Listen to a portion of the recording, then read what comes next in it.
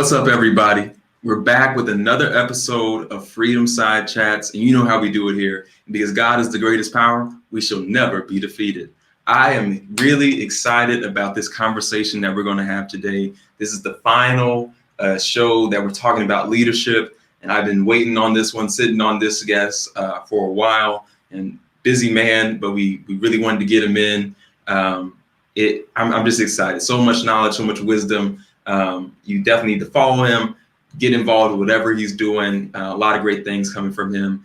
Today we have Minister Eugene Partridge joining us. He is the head of procurement at Paycor and also an author of a book that you should all get. He wrote another book before that, but this book that I'm referencing specifically is called Career Fertilizer, 17 Essential Nutrients for Advancing Your Career. And he's done many other things. Those are things that you should go check out on your own. But thank you, sir, for joining us. We're glad to have you. Absolutely, man. I'm glad to be here. And I love what you're doing. I think this is necessary, especially in the environment that we're in, to have conversations like these. I think it's great, man. So kudos to you, man. Thank you so much. We've been having a good time, and I was really excited about this conversation. So I'm glad that we finally get to do it. I guess we'll get started with the question that we first start off during this leadership talks that we've been having is, how did you come to the realization that leadership was something that you were supposed to be doing? And what was that experience like for you? Man, that's a great question. I'm going to have to kind of search my mind. I mean, I think it probably goes back to sports for me. At a young age, my father put me in, I feel like, every single sport, right? So I was playing basketball, football, track, baseball, and I wasn't always the most talented on the team, but I was the hardest worker on the team. Like I'd be the guy that was in the weight room. I'd be the person that was winning on all the sprints. And I was always an encourager of my teammates, and they relied on me. And when I was growing up, I was like, this is kind of cool. I have this drive in me to work hard, and people listen to me. And so I've taken that mentality into like everything that I do. There's a quote, like, how you do anything is how you do everything. And so that same mentality follows me in my work. It follows me in church. It follows me within my family. Like everything is driven by, wanting to push and encourage folks. And so that started way back when, man. And I think it started when I realized that even if I wasn't the most talented, I had the ability to influence people. And so that's where it started, man, way back when in sports. And so with you made a really good quote right there, that statement of, what was it, that you give every... Yeah, how you do anything is how you do everything. Yeah. And so I think I'll talk about me personally. So since I'm here, that has been something that I've tried to embody, but the practice of it has been difficult. The application of that idea, because motivation is different depending on what you're doing. So how do you get yourself to the point of, okay, this isn't my favorite thing to do, like studying, like a basic thing that we've all had to do because we all went to school or do something or have to learn something. Not most people enjoy that. So how do you get yourself from the point of, I have to do this, to I'm going to give this the same effort as the things that I love to do? Yeah, man, that's a great question. What a lot of folks do is they focus in on the result, and the result, that's fun. Like, achieving the goal, acquiring whatever you're going after, that's fun. But we detach it from the actual process. And I remember there's this book I read a while ago. I forget the name, but it was talking about willpower. In the book, they talked about the importance of being able to flip that switch in your mind to force yourself to do hard things, to do things you don't want to do. For instance, like just literally today, I just came from the gym just now, was running. Today, it's Tuesday, so today's a tough cardio day. I'm on the treadmill. I'm supposed to run 30 minutes, run 3 miles. not stop myself. And it's funny, I put on a little churchy music when I'm on the treadmill. Oh It yeah, kind of yeah, helps push me. yeah, But you got to find the things that kind of push you. So like that's a great example on the treadmill. New song by J.J. Hairston. You're gonna live to see You're it happen. gonna come on, yeah, yes, sir. If you're interested in working out and running, run to that song. It'll keep you You're gonna going. get there. Yeah. Yeah. So you got to find things that cause you to get into a groove that push you, right? So I find that in anything I'm doing, like I know I have to do these hard things. I know that this process is necessary for me to get to the result. And I also chunk down my goals.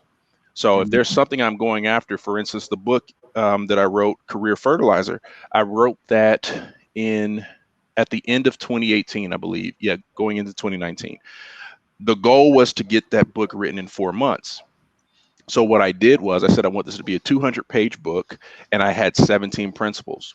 So that means that was going to be 17 chapters. I broke it all the way down to how many pages do I need to write per day. And then I was tracking on my whiteboard that's over here how many I was getting done. If there was a day I did 2 pages, but I need to do 4, I would make it up the next day. So it's like you got to set your mind to understand that you've got to do the hard things and stay consistent and stay with that discipline. And that's how I do it, man. It's kind of mind over matter, forcing yourself to do stuff you don't want to do. And so that here it goes again. Ms. Eugene, we've been having these moments throughout every conversation that we've had with people where they mention a word or a core value that Mhm. is essential to being a leader. We've talked about humility, we've talked about perseverance, faith, vision, things like that. And I think you just brought up another good one of discipline, that you, it's just do it because you're Mhm. supposed to. Yeah. Like that simple concept is so difficult for a lot of society, Mhm. that just do it because you have to, Mhm. is hard, because sometimes you just don't want to do it.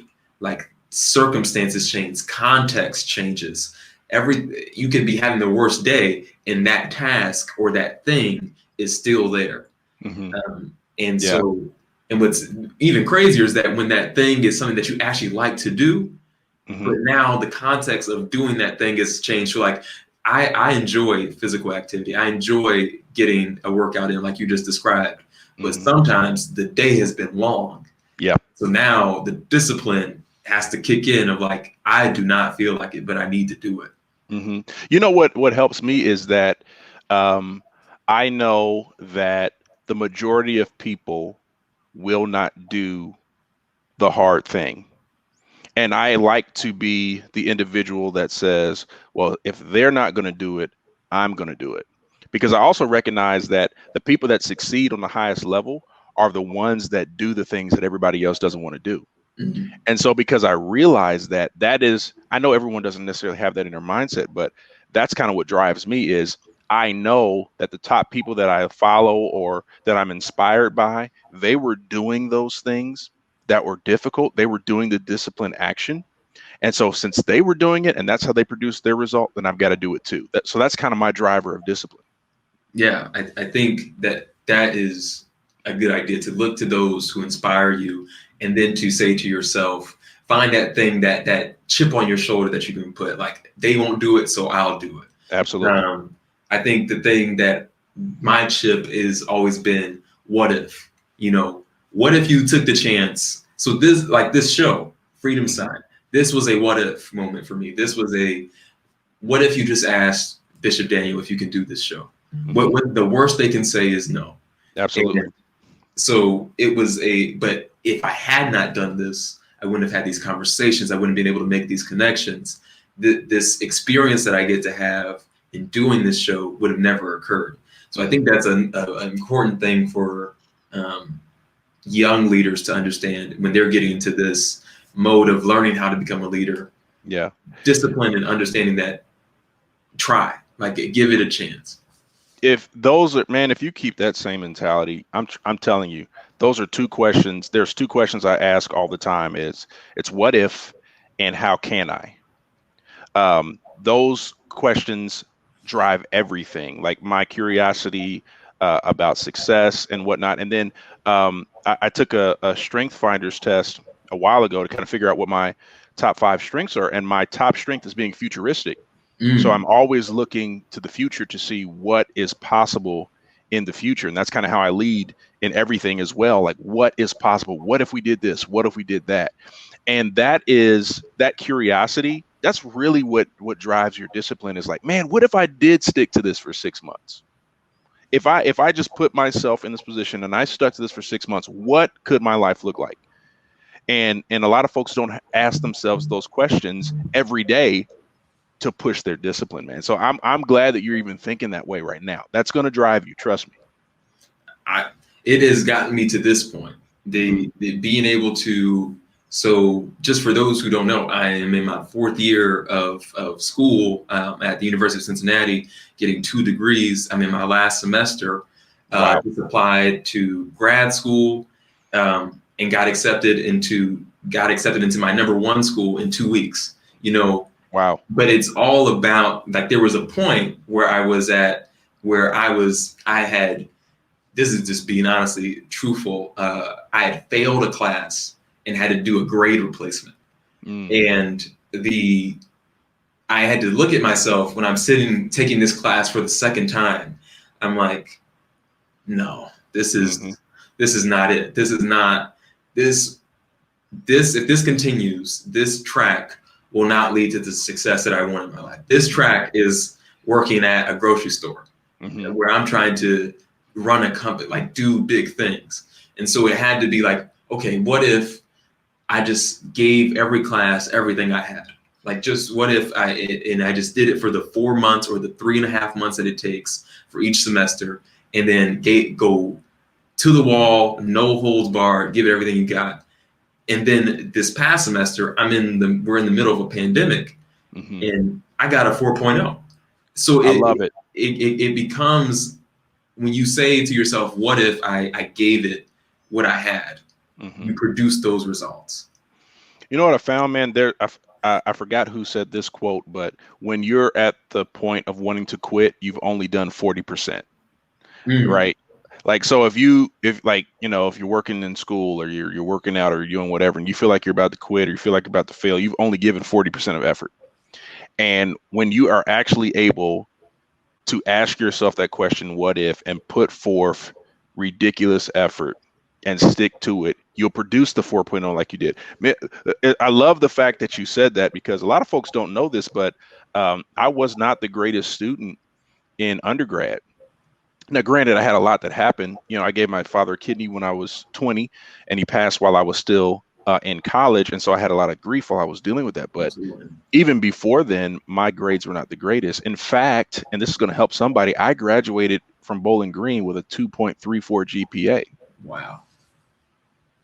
But my GPA was low before I got to the point where I turned it on and said, you know what, I can do this. My last 4 or 5 semesters, I was killing it. I was getting great grades because I applied myself. And that's the same thing. It's never the most talented folks. I don't know why I keep coming back to that, but it's never the most talented people that get to the top. It's the folks that will work the hardest and apply the most effort, like you're doing. That's why you produce that result, And because you said, I'm going to apply.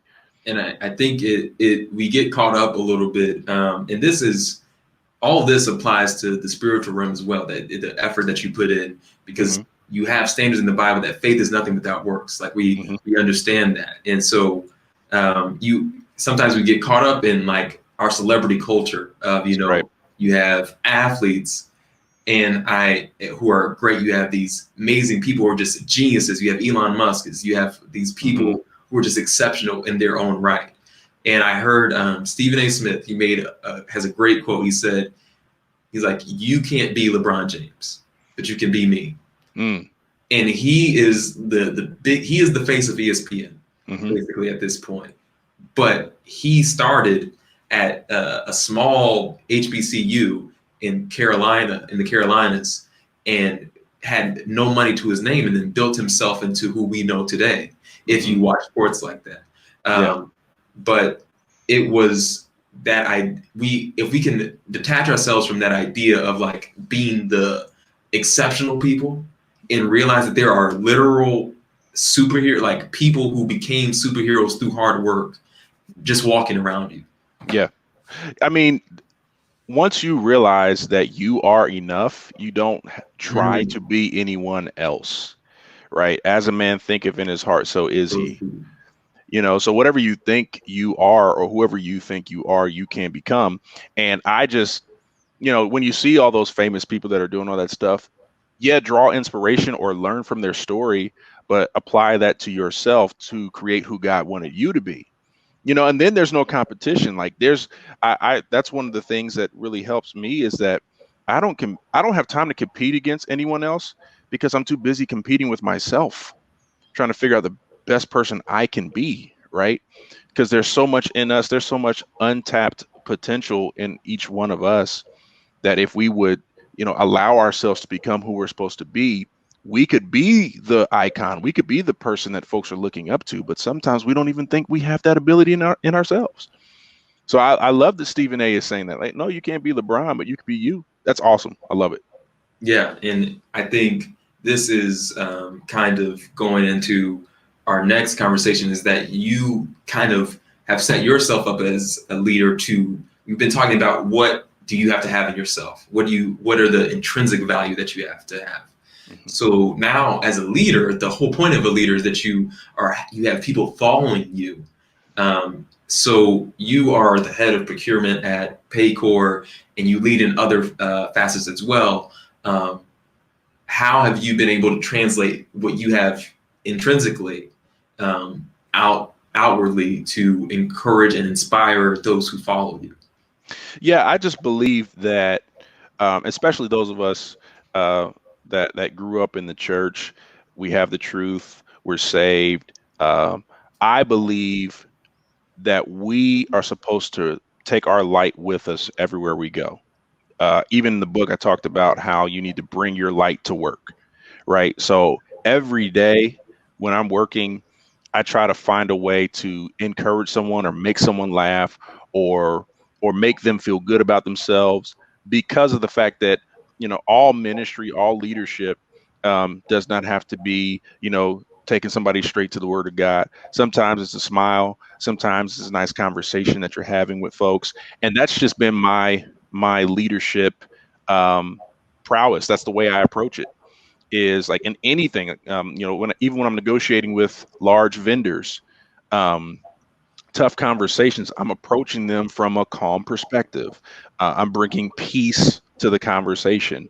I can count on my hand how many times in my 13-year career I've had a heated conversation with a vendor because that's what I do. I negotiate contracts and stuff all day, and so a lot of times you see that stuff on the movies, and you think Oh that yeah, yeah. negotiations are all like a tough conversation, but I have a nice calm conversation. I've had people say like, man, I've never worked with somebody that's just so calm and so nice in this regard. I thought most procurement leaders are mean and they're trying to do X, Y, and Z. That's how I lead. I bring that peace, I bring that joy of the Lord to what I do in my job and everywhere else. That's also why on social media I made this decision years ago. I had the benefit of being in college when Facebook was created, around the time when YouTube was created, and Instagram came a little bit later. But I got to see how those platforms have kind of evolved.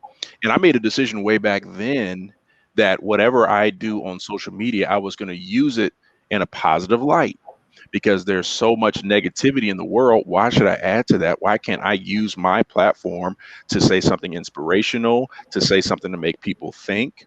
Right. And so I kind of lead in that space. That's the focus. So there's so many different ways for you to make an impact when you're saved, um, without having to be. And I hate to say this, I know our saints are watching, but I got to be real, without having to be super spiritual all the time.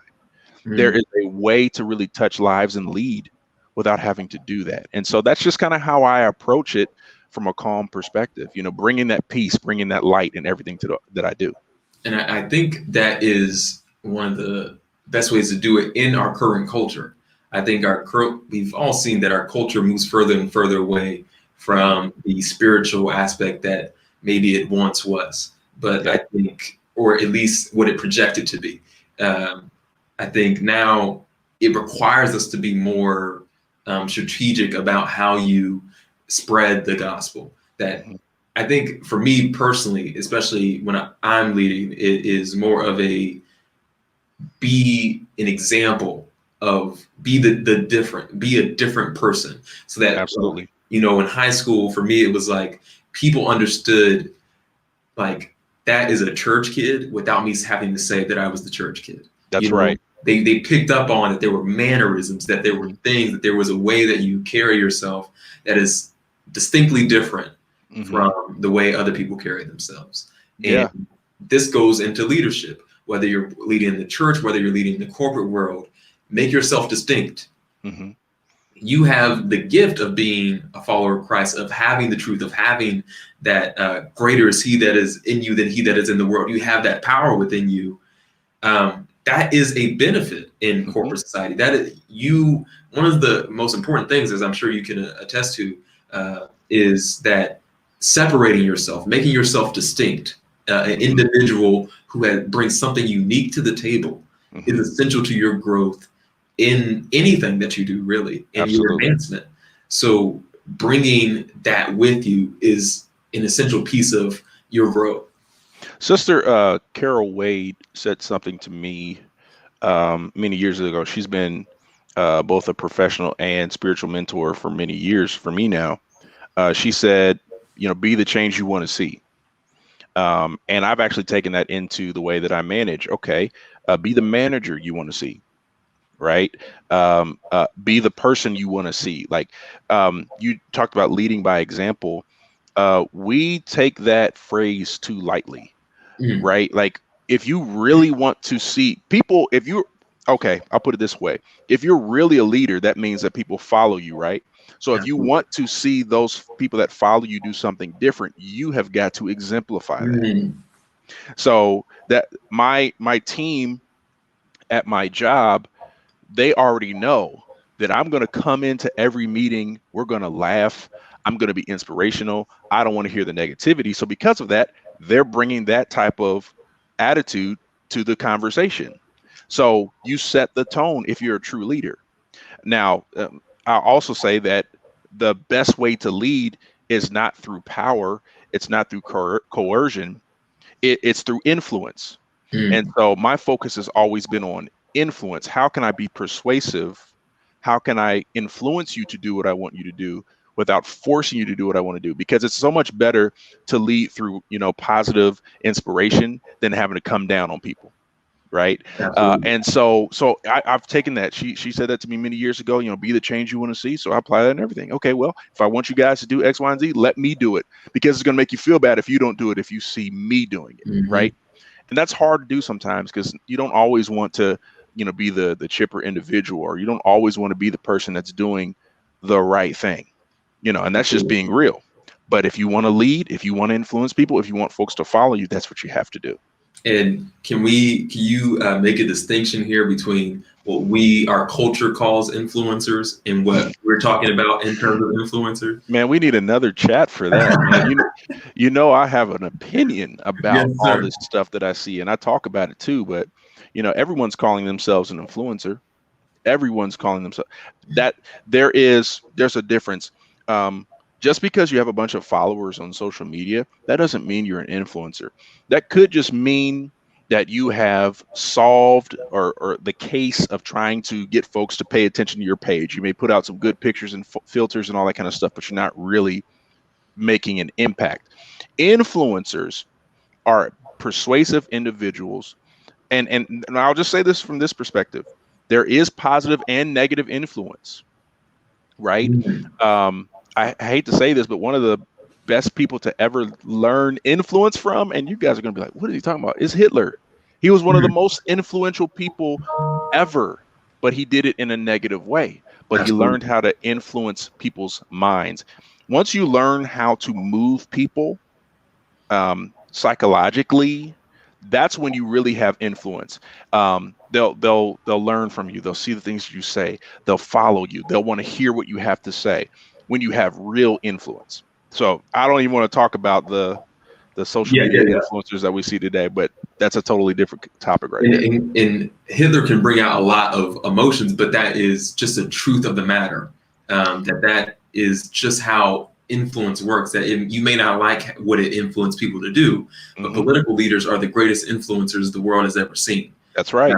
I mean, we just saw it with our former president. You know, he, whether you like him or not, he was a masterful influencer of his base. That He is the power. Who he was talking to and what they wanted to hear. That is the power of influence right there. I mean, that's why I wanted to make sure that folks understood that if you really have influence, you have a major responsibility. You know, I know people follow me. I know people listen to what I say on social media. So I have to be very careful what I say, because a lot of people may do the things that I say. When you understand that, it makes you more responsible. That's exactly why, you know, previous leaders like that, like, you know, Donald Trump or Hitler, have done so much damage, because they misused their influence. So that's when you can move people to do something, that's when you really have influence. And so we can kind of pull this back to, we both are ministers, we both preached before. This is right in step with that, because as soon as you walk to that pulpit, or you walk as a worship leader to that mic, you are immediately, the power that we're talking about with influence, you immediately take it on. Like as soon as you touch that mic, you immediately take on the role of an influencer. And I preached my first message a year ago now. And I will never forget that experience. I remember talking to my friends who aren't as spiritual as me, and they asked me, like, what is that like? And I said, I honestly never understood why preachers were so tired after they preached, or why they were so exhausted. And I was like, because obviously there's a physical aspect, but I said, when I got up there and I looked out to the crowd, I felt this pull, like a strong emotional, like existential angst pull on me. Like, I need you. I am hanging on every word that you say right now. And that feeling was so strong, and there was no other way to describe it, of just a pull. And that responsibility was felt immediately. And I think you have that benefit, that if you're leading in a spiritual place, you automatically understand when you go into other places what that means, because there's nothing like that spiritual pull. You're talking with people's lives when you're up there.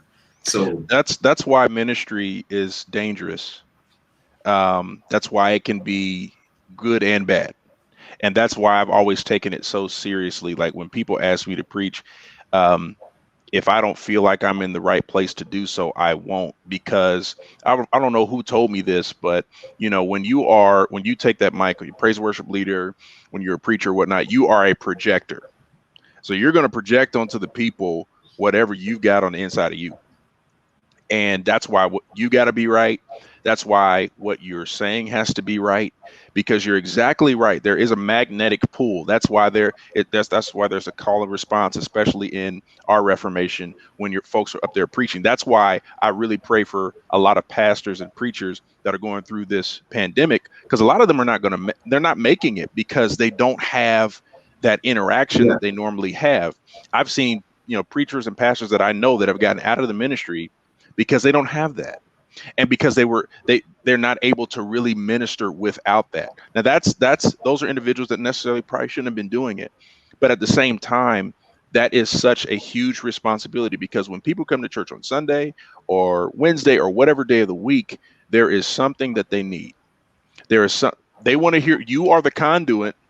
They're listening to you, but they really want to hear from God, and so that's that pull. They're pulling on your spirit to get something from you. And so that's why it's so important. You're exactly right. When you get up there, you do take on the role of an influencer, and you better make sure that the person that's in, or the entity that's influencing you, is God, because you're responsible for what you project to those people. So I'm glad you felt that. And it is a great feeling. It is, especially when you know that you said what God told you to say.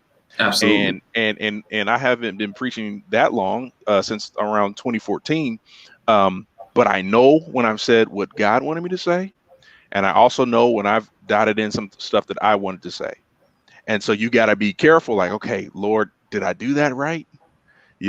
Because those folks are pulling on that. Absolutely. And I think you just brought up a point about the effect that the pandemic has had on all of us. And so I think that's a great shift into that of how have you as a leader in all the spaces that you lead had to adjust yourself. So influence looks different, discipline looks different, all of the things that we've been talking about look different in this space that we're currently in. Yeah, the best leaders know how to be a chameleon, right? So you know how to change and adapt as needed. So let me give you an example. As soon as the pandemic hit, within like the first couple days of the shutdown, my company sent everybody home. And within a couple days of that, they said, okay, we are completely shifting to a virtual first company, which means I've only been back to our headquarters building twice in the last year. So I'm literally leading my team through this screen. I haven't seen my team at all. So, and that's new because I've been in my career again, like for 13 years. I've been managing since around 2011. So I've been managing about 10 years. And I have not been doing that in person. So I had to quickly shift everything. My family is home. Keisha has her office setting in the basement. I have mine up here in the office. The girls, Sanai, she's been virtual from Walnut Hills the whole year. Oh, so Tori, eager. right, exactly. Tori and Audrey have been in person. So we're trying to lead in all these different spaces. We've got, folks that are in sports. There's all kinds of different things that I've had to lead in and have to shift and adapt. But when you have to lead, when you have to be present, when you have to be there, you just figure it out. And that's what a lot of folks are doing right now. And that's why we need to give grace to individuals that are leading in this space because they're figuring it out. Pastors, managers, parents, everyone is figuring this thing out. But you've just got to be willing to be flexible. If you're one of those individuals that is adverse to change, you have probably had a terrible last Terrible. 365 days. Terrible. So, yeah, I think so. Then that is another value, that being able to adjust. That's one thing that we have not talked about that I'm glad we brought out here, is the ability to adjust to changing environments. Nothing is forever in this. Yeah. God is the only thing that is forever. He is the only thing that is eternal. Everything else will change. Yeah. Your life, your health, your abilities, the people around you, so many things will change, and you have to be able to adjust to what you're in. Because if you are not, you will be left. If you are doing the same thing you were doing 5 years ago, and this is how we think in business, like if you're doing the same processes the same way from 5 years ago, you are getting left behind. I think that I've heard that there's a book out that I want to find that's called Adapt or Die. I mean, I was on a leadership call on Saturday where that book was brought up. That phrase got my attention. Like, think about how fast technology is moving. Think about how fast things are moving in the world. Like, if you're still doing things the same way you were 5 years ago, you're probably way, way behind. So you got to be able to adapt. You got to be flexible. And I think this is a big conversation in the church right now of adapting, because there is this big battle between, this generation that says the word has always been the same and it will forever be the same. And that means that the church should remain the same, that there should be no concessions made on how we communicate the gospel. And then there's this new generation coming in that is like, we're not necessarily making concessions, but there is a way to present the gospel in a way that fits the time and the environment and the context in which we're in. Like that everyone in the Bible taught the gospel to the context that they were in. And so that is a big battle that we're having right now. And that's a spiritual thing that's happening in terms of that adjustment. There is no change in the message. There's going to be an adjustment in the method. I mean, that's going to happen. I remember a time. I remember I was proud to go to church carrying my Bible and my nice little Bible cover and such. But now I do that on an iPad. Yeah. The words on in the word are the exact same. I've checked to see if the Bible looks the same on my iPad that it does on my real Bible. The message is the same, but the method is different. We have got to be open to new methods. I remember a time when this type of thing, the online service, was kind of talked down about. Like, no, you need to be paying attention in service. Now look at the churches. You have to do this, You have or to. you don't have a church, right? So sometimes you're forced into being flexible and you're forced into adapting. So it's better to just be on the cutting edge of things than to have to be forced, because then you're behind. So the message is not going to change. Jesus is still Lord. There is still only one God, but there is a different way that we can present the gospel, and we're going to have to adapt. Because if you think about it, um, I, I have not been in a church that hasn't had a Hammond B3, but I remember that I think the Hammond B3 came out in like the 1950s. So imagine the folks that were having church before then. What did they do? Right? Yeah. Or before the track, how did people used to shout? Exactly. You It's know. just now the track allows the musicians to get up and get some Yeah. too, you know? Yeah. So, I appreciate it because I do as well at church, you know? Man, we haven't had a good one of those in a minute. We're gonna have to Yeah, get we that. got to get back, man. Uh, Absolutely. but I think as we round home base, heading for home here, I think there is an essential piece that I wanted to talk with you about, because we are talking specifically to young leaders, but this is open to everyone. But when we're talking about young leaders specifically, we are, as a young leader myself, you're starting to enter into this space where now the idea of family and starting a family and finding that person, building something, a legacy, becomes a key part of what you do. So you are a leader of your family and a leader in your home. What responsibility does that take from you? Does that require of you? And what kind of principle do you have to take when leading in that unique space of a family? Yeah, man. I'm glad you asked that question because um, every single day, the things that I do, the things I work on, like I know it appears that I'm doing a whole bunch of things, but I'm doing that it's kind of funny to say it this way, but to put some respect on our name, the respect on the last name Partridge, right? I want to leave a legacy. I really believe in what the Bible says, where it says that that you can leave an inheritance, and you should leave. A good man leaves an inheritance for his children's children, which means my grandchildren. I am working every day to ensure that I'm doing that. I have a goal to pay for the education of my children and my grandchildren. Right. This is why I work so hard. And I remember my father. He used to say this to me all the time. He was like, support the church, be at the church. That's fine, but at the end of the day, your first ministry is your home. And so if they're not taken care of, if their lives are not taken care of, then I would be a fraud to go out here and act like I'm somebody else to the world. So that's my goal, man. That's my focus, is to make sure that they are able to live the best possible life, that they are able to know Jesus, not just knowing knowing him themselves, but seeing the example through me, Mm. right? Seeing the fact that you all see me at that church. I've been born in that church, but I am always going to be there. I'm going to come to service. I'm going to be seen using my gift, because I know that's having an impact on their lives to see that. So leading by example, that really starts at the home. My girls know me as a hardworking man. I want them to see that, so they understand that when they get older, that there are no lazy men that come in to get a partridge woman. Amen. Period. Come There on. is, there is, I'm not going to do all this work and then have a lazy dude come in and try to get one of my daughters. That's the That's just, standard for what yeah, they expect. setting the standard. Exactly. And so, man, that's how I lead. I wrote in the first book, Daughters and Daddies, I talked about the importance of being the man that your daughters will marry.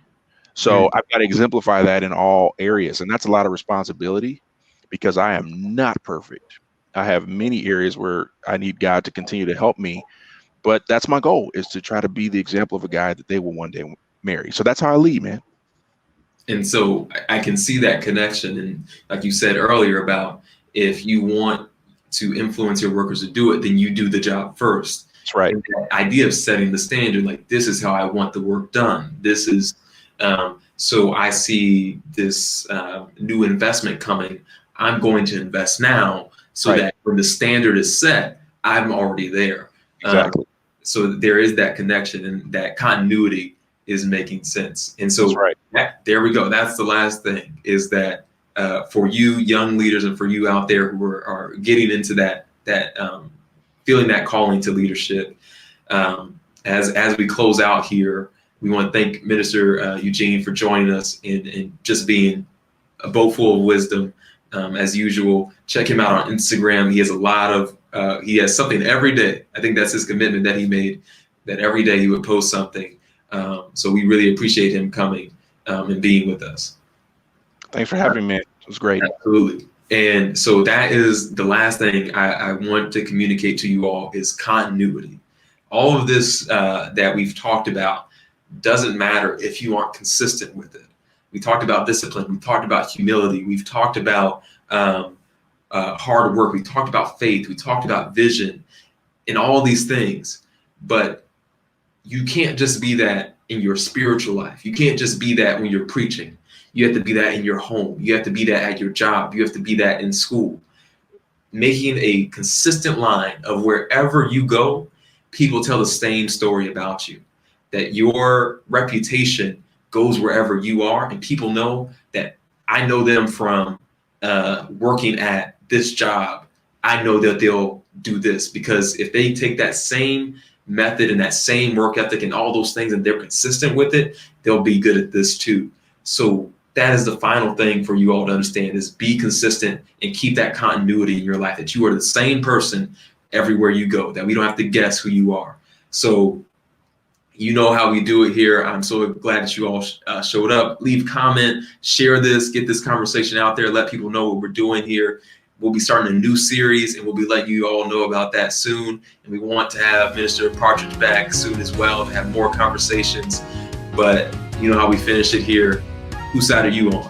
I'm on the freedom side. God bless y'all.